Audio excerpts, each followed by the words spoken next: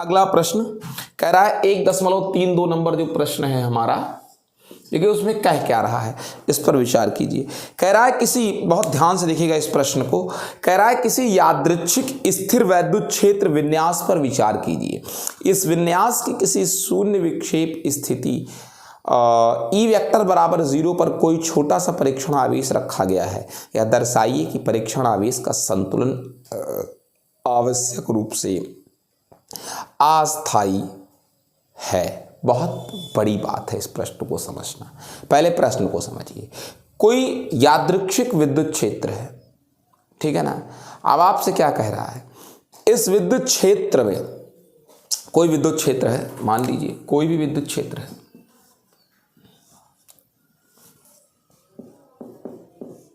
ठीक है, कोई इलेक्ट्रिक फील्ड है।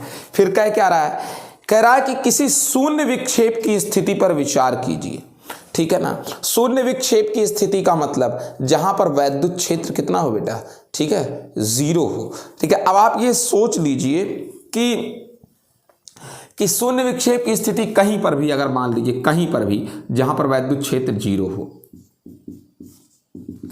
कहीं पर भी वैद्युत क्षेत्र 0 है। अब आप ये सोचिए कहना क्या चाह रहा है। यहां पर अगर आप धन परीक्षण आवेश रखें तो इस पर बल निकालिए, कोई बल नहीं लगेगा, यानी यहां पर रखा हुआ आवेश संतुलन में होगा। यहां पर रखा हुआ आवेश कौन सा होगा, संतुलन में होगा, यानी अपनी साम्य अवस्था में होगा,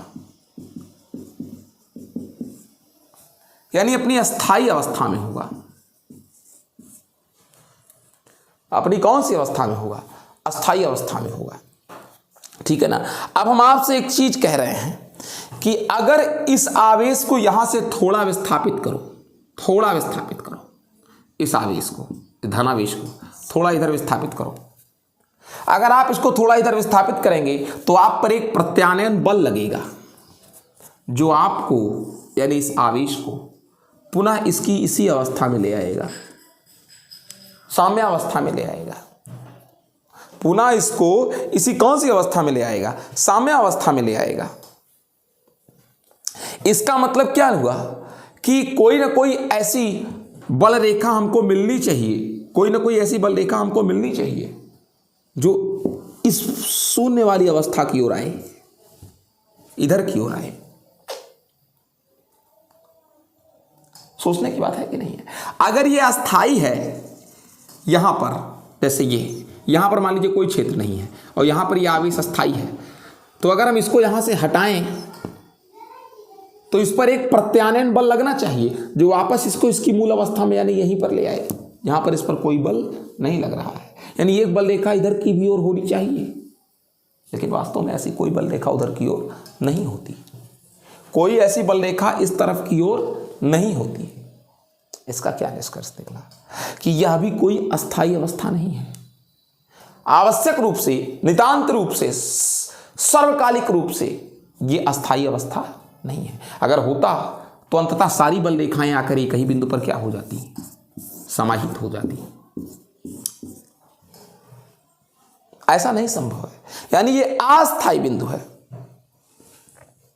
समझ सके मेरी बात को। यानी कुल मिलाकर क्या हम कहते हैं कि अगर ये एक वैद्युत क्षेत्र है, इसमें किसी बिंदु पर क्षेत्र का मान 0 है, तो इस पर बल भी कितना होगा, 0 होगा।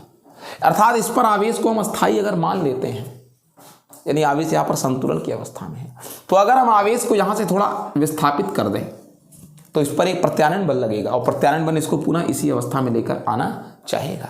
और अगर प्रत्यानयन बल उसको इधर लेकर आएगा तो इधर भी एक आती हुई बल रेखा होनी चाहिए, जबकि ऐसा बिल्कुल भी नहीं है। कोई बल रेखा इस शून्य विक्षेप की ओर आती नहीं है। समझ सके। यानी हम क्या कहते हैं कि ये धारणा ही गलत है कि कोई बिंदु पर आवेश अस्थाई होता है। अगर यहाँ वैद्युत क्षेत्र 0 है, वैद्युत क्षेत्र 0 होने का कतई मतलब ये नहीं कि वहाँ आवेश क्या है, अस्थाई है।